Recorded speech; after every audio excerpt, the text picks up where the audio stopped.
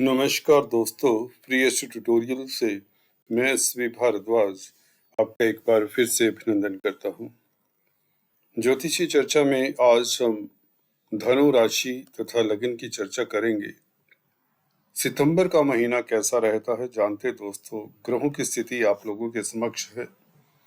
3 बड़े परिवर्तन हो रहे हैं। सबसे बड़ा परिवर्तन तो आपके लिए गुरु का परिवर्तन मानेंगे, जो कि सुखद परिवर्तन है।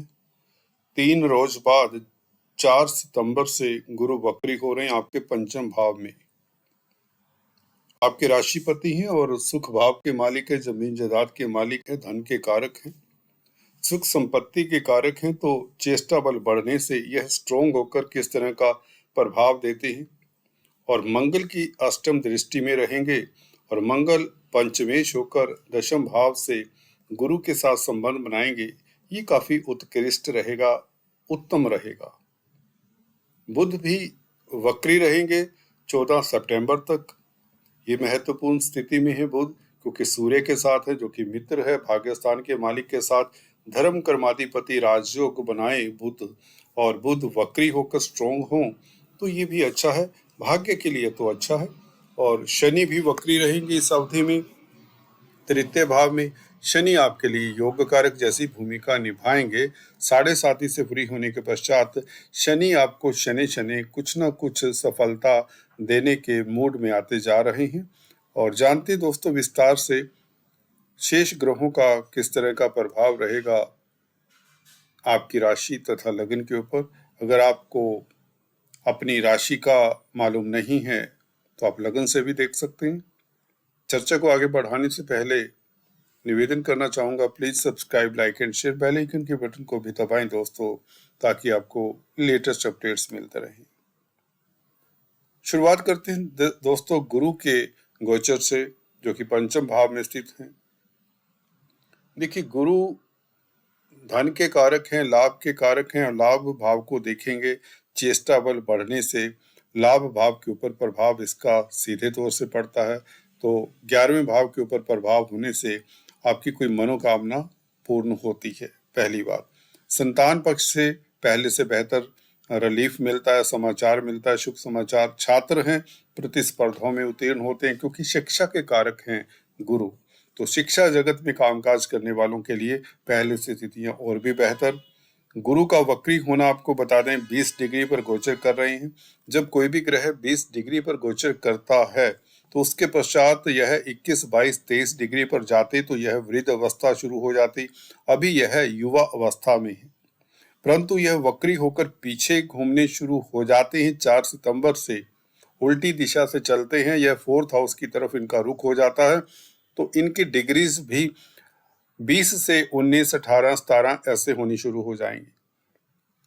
तो यही युवा के युवा रहेंगे। सबसे महत्वपूर्ण बात यहाँ पर ये है, अगर गुरु मार्गी ही रहते तो यह कमजोर हो जाते दोस्तों, प्रौढ़ अवस्था में, वृद्ध अवस्था में पहुंच जाते। परंतु नियति को, नेचर को, गॉड को कहें, ये मंजूर नहीं था कहीं। तो आपके लिए गुरु का युवा अवस्था में ही रहना और वक्री होकर चेष्टा बल बढ़ जाना, तो सुख भाव के मालिक का पंचम स्थान में बैठना, तो केंद्र त्रिकोण राजयोग तो बनता है दोस्तों। लग्नेश का भी पंचम स्थान में बली होना, तो छात्रों के लिए समय उत्तम रहेगा। परीक्षाओं में उत्तीर्ण होने के प्रबल योग। चंडाल दोष का प्रभाव अब ऑलमोस्ट खत्म हो चुका है। वैसे भी राहु केतु मृत अवस्था में है, 2 डिग्री पर है, और गुरु से तकरीबन 20 डिग्री का अंतर है। तो इसमें राहु केतु के प्रभाव को हम इस अवधि में नगण्य समझें। गुरु आपको धन देंगे, पूर्व पुण्य आपके काम आएंगे, क्योंकि पंचम स्थान पूर्व पुण्यों का है। इस अवधि में भाग्य आपका साथ देगा, क्योंकि भाग्य स्थान के ऊपर दृष्टि है गुरु की। वहां पर बैठे हुए सूर्य, देखिए सूर्य का भाग्य स्थान में बैठना ये आपके लिए बहुत उत्तम स्थिति है, क्योंकि आप भाग्यशाली रहेंगे। 17 सितंबर तक सूर्य आपके भाग्य स्थान में रहेंगे। तो सूर्य का भाग्य स्थान में रहना, तो सरकारी क्षेत्र से लाभ हो, पॉलिटिक्स में है, राजनीति में, तो आपको प्रतिष्ठा मिले, और कोई भी आपके रुके हुए कार्य हैं वो भाग्य की शक्ति से आपके संपन्न होते हैं। विदेशों से संबंधित कामकाज 9th हाउस लंबी यात्राओं का है, तो लंबी यात्राओं के योग भी बनते हैं। गुरु धर्म कर्म के कारक हैं। सूर्य के साथ 9-5 का संबंध बनाए, बुध के साथ 9-5 का संबंध बनाए तो ये बहुत उत्तम रहता है। लग्नेश का संबंध 9th और 10th लॉर्ड के साथ तो बहुत बड़ा राजयोग बन जाता है, धर्मा कर्माधिपति राजयोग बनता है। तो स्थितियां देखिए, चाहे आप व्यापार करते हैं, नौकरी करते हैं, पहले से और भी बेहतर होंगी ही होंगी, तनाव आपके दूर होंगे। स्पेकुलेशन से आपको लाभ होगा। पंचम स्थान स्पेकुलेशन का भी होता है, तो शेयर स्टॉक मार्केट वालों के लिए स्थितियां उत्तम। फाइनेंस का कामकाज करने वालों के लिए अब धन की स्थिति पहले से बेहतर रहेगी। गुरु दोस्तों शिक्षा के कारक होते हैं, तो अगर आप टीचर हैं, गाइड है, काउंसलर, कंसल्टेंट है, तो बेहतर परिणाम आपको निकल कर सामने आएंगे। आपके लिए आपका तेज प्रभाव बढ़ेगा, आपकी प्रतिष्ठा बढ़ेगी, समाज में रुतबा बढ़ेगा। ये गुरु का प्रभाव आपको देखने को मिलेगा। वक्री होने के पश्चात गुरु स्ट्रोंग हो जाते हैं, जैसे कि मैंने बताया। सूर्य बुध के साथ संबंध है, तो सूर्य आपके भाग्यस्थान के मालिक हैं, बुध भी वक्री हैं, स्ट्रोंग हैं, भाग्यस्थान में मित्र के साथ हैं, तो 10th लॉर्ड का प्रभाव भी शुभ रहेगा, या यूं कहें कार्य क्षेत्र के लिए समय उत्तम रहेगा। बुध व्यापार के कारक है, तो व्यापार व्यवसाय में भी आपको सफलता मिलती है। सप्तमेश का वैसे भी बुध भी सप्तम स्थान के भी मालिक है, तो केंद्र त्रिकोण राजयोग बनाते हैं और सूर्य स्वग्रही हैं, तो यात्राओं से भी लाभ होता है। विदेशों से खासकर एक्सपोर्ट इंपोर्ट के कार्यों से इस अवधि में लाभ होता है। अगर एक्सपोर्ट इंपोर्ट का कार्य कर रहे हैं, करना चाहते हैं, या मल्टीनेशनल कंपनीज में कामकाज कर रहे हैं या करना चाहते हैं, तो बेहतर परिणाम। कम्युनिकेशन, संचार व्यवस्था, कंप्यूटर आईटी लाइन के क्षेत्र से आपको लाभ। कमीशन का कार्य करने वालों के लिए समय उत्तम। ट्रेडर्स हैं, दुकानदार हैं, कोई भी इस तरह का कामकाज करते हैं, जो व्यापार है, जो कॉमर्स का कामकाज है, उसमें आपको सफलता मिलती है। क्योंकि गुरु का अगर ये प्रभाव ना भी होता तो सूर्य बुध अपने आप में ही सक्षम हैं, क्योंकि बुध सूर्य के साथ जब भी बैठते हैं तो अच्छा ही फल देते हैं। स्थितियां आपके लिए बहुत उत्तम हैं। मंगल की बात करें तो दोस्तों, मंगल 10th हाउस में बैठकर अष्टम दृष्टि से जो गुरु को देख रहा है, राहु को देख रहा है, ये बेहतर दृष्टि है, बहुत अच्छी दृष्टि है, जिससे पंचम भाव के तो शुभ फल मिलते ही हैं, आपको लगन के और चतुर्थ भाव के भी शुभ फल मिलते हैं। क्योंकि लग्नेश, चतुर्थेश, पंचमेश का संबंध बन जाता है, यहाँ पर मंगल गुरु का संबंध बन जाता है दृष्टि से, तो ये बहुत बड़ा राजयोग होता है। वैसे भी मंगल 10th हाउस में बहुत बली होते हैं। दशम भाव में मंगल आपके कार्यों को गतिशील करते हैं। जो अवरोध आ रहे थे कार्यों में, उसमें अब सफलता आपको मिलने के योग बनते हैं। मंगल की अष्टम दृष्टि के कारण, जो कि गुरु के ऊपर पड़ रही है, गुरु यहाँ पर आपको बता दें, राशिपति होकर जब मंगल से दृष्ट हो, मंगल गुरु के मित्र हैं और गुरु भी मंगल की ही राशि में हैं, तो जमीन जायदाद प्रॉपर्टी के कारक होते हैं, लैंड के कारक होते हैं मंगल। तो गुरु का संबंध मंगल से होना, एक तो लैंड का सेल परचेज करने से लाभ होता है, खाद्य पदार्थों से लाभ होता है। अगर आप एग्रीकल्चरिस्ट हैं, होटल लाइन में है, रेस्टोरेंट लाइन में है, या अग्नि से संबंधित कामकाज करते हैं, अस्त्र शस्त्र भंडारों में कामकाज करते हैं, आर्मी डिफेंस में है, मेडिकल क्षेत्र में है, तो योग इस तरह के बने हुए इन जातकों को खास प्रतिष्ठा मिलती है और लाभ होता है। कार्यों में अवरोध कम होते हैं गुरु और मंगल के संबंध के कारण। मंगल का लगन को देखना ये उत्तम रहेगा। ये आपको एनर्जी देता है, आपकी नेगेटिविटी दूर करता है। हालांकि प्रभाव में तेजी रहेगी, उसके ऊपर थोड़ा नियंत्रण रखना चाहिए आपको। मंगल व्यय भाव के मालिक होकर जब लगन 10th हाउस में बैठते हैं तो निवेश के योग बनते हैं।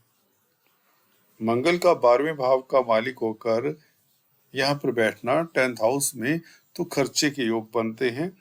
अगर आप विदेशों में निवेश करते हैं तो बेहतर, बिजनेस व्यापार करते हैं, निवेश करते हैं, तो आपको अपॉर्चुनिटीज अच्छी मिलेंगी, क्योंकि आपके राशिपति गुरु स्ट्रोंग हो चुके हैं। जब बली हो गुरु तो एक तो स्वास्थ्य उत्तम होता है, आपकी अभिव्यक्ति, आपकी पर्सनैलिटी। देखिए पहला भाव अभिव्यक्ति का है, आपकी पर्सनैलिटी का है, आपकी विचारधारा का है। तो आपकी इस विचारधारा को उन्नत करते हैं गुरु। अपने ही भाव को देखते हैं, पहले भाव को, तो स्थितियां आपके लिए बेहतर, आप अच्छे एडवाइजर साबित होते हैं, अच्छे सलाहकार साबित होते हैं।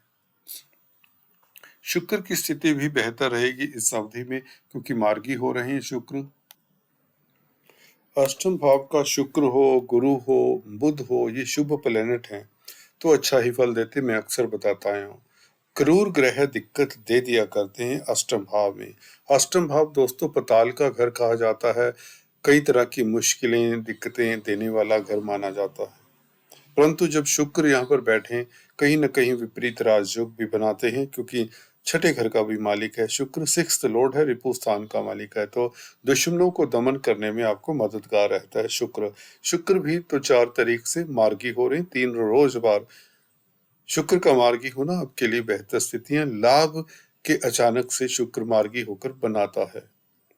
आपकी धन की स्थिति बेहतर होती है, यह आपके लिए महीना भर उपलब्ध रहेगी शुक्र की ऐसी स्थिति। उसके पश्चात शुक्र आपके भाग्य भाव में गोचर करेंगे। लाभ भाव का मालिक जब अष्टम भाव में हो, कहीं न कहीं आपको अचानक से लाभ की योग तो बनाता है, परंतु सतर्क रहना है आपको, क्योंकि कंपटीशन भी बढ़ेगा।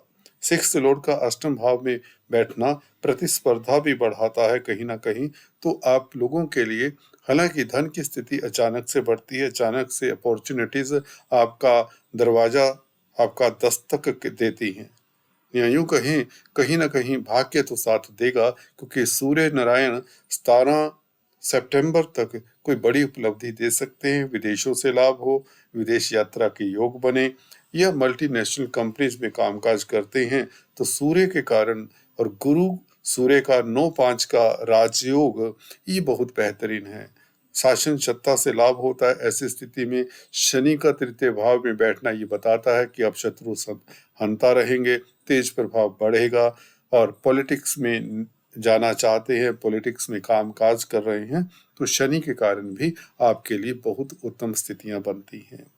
शनि धन भाव के मालिक है, तो तृतीय भाव में बैठे तो पराक्रम से, पुरुषार्थ से आपको धन मिलता है। कुटुंब में आपके खुशगवार माहौल रहता है। शनि की दशम दृष्टि, जैसा कि आप देख रहे हैं, 12वें भाव के ऊपर है। शनि का 12वें भाव के ऊपर जब भी प्रभाव होता है, ये उत्तम ही होता है, क्योंकि शनि दुखों कष्टों के कारक भी माने जाते हैं। 12वां भाव भी दुखों कष्टों और हानियों का है, खर्चों का है। तो शनि की दृष्टि एक किस्म से 12वें भाव पर जब पड़ती है, तो एक तरह से विपरीत राजयोग बनाते हैं शनि। और कुमार अवस्था में है, स्वराशि में है, कोई भी ग्रह अपनी राशि में हो, अब 7.5 के दिन खत्म हो चुके हैं, तो आपके लिए डे बाई डे स्थितियां, तनावों से जो मुक्त रही हैं, तनावों से आप निजात पाते हैं, बल्कि कार्यों में सफलता मिलती है, विदेशों से लाभ होता है। 12वां भाव क्योंकि मेडिकल क्षेत्र का भी है, हॉस्पिटल्स का भी है, तो हॉस्पिटल्स में कामकाज करने वालों के लिए भी स्थितियां उत्तम, या यूं कहें आपका स्वास्थ्य उत्तम रहता है। तो शनि का प्रभाव भी इस अवधि में सूर्य से दृष्ट रहेंगे, बुध से दृष्ट रहेंगे, खासकर बुध की दृष्टि शनि के ऊपर बेहतरीन रहेगी, क्योंकि शनि द्वितीयेश हैं, बुध सप्तमेश हैं, तो व्यापार से धन आता है। बुध व्यापार के कारक भी होते हैं, और अगर आप व्यापारिक गतिविधियों में लगे हुए, बिजनेस एक्सपेंड करना चाहते हैं, तो बेधड़क डिसीजन ले सकते हैं। निर्णय आपके उत्तम होंगे, क्योंकि बुध बुद्धि के कारक हैं, और सूर्य शनि से प्रभावित होने के कारण बुध भी बली हो रहे हैं, वैसे भी वक्री हैं। चेष्टा बल बढ़ने से बुध लाजवाब है। धर्म कर्माधिपति राजयोग का फल तो मिलेगा, तो भाग्य तो आपका साथ देगा, कामकाज की स्थितियां बेहतर रहेंगी, एक्सपोर्ट इंपोर्ट के लिए समय उत्तम रहेगा। 11वें भाव में केतु मृत अवस्था में, अब इनका प्रभाव मध्यम होता चला जाएगा, फिर भी केतु 11वें भाव में बैठकर कहीं ना कहीं आपके लिए डेली सोर्स ऑफ इनकम बढ़ाते ही हैं। दोस्तों, ये था आपके लिए राशिफल। आज इतना ही, फिर से मिलेंगे, तब तक के लिए stay tune. Thanks for watching this video.